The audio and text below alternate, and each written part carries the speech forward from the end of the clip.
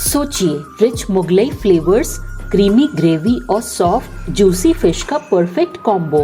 Welcome to the world of fish korma, एक royal dish जो test में बिल्कुल नवाबी है। अनियन की स्मूथ बेस, दही का माइल्ड टैंगीनेस और एरोमेटिक स्पाइसेस का मैजिकल ब्लेंड, हर स्पून में लग्जरी फील होती है। टेंडर फिश जो ग्रेवी में मेल्ट होती जाए, ये सिर्फ खाना नहीं, एक एक्सपीरियंस है। स्पेशल डिनर्स हो या फैमिली टाइम, फिश कोरमा हर ओकेजन को बना देता है एक्स्ट्रा स्पेशल। अगर आप सी फूड लवर हो तो ये डिश आपके लिए एब्सोल्यूट मस्ट ट्राई है।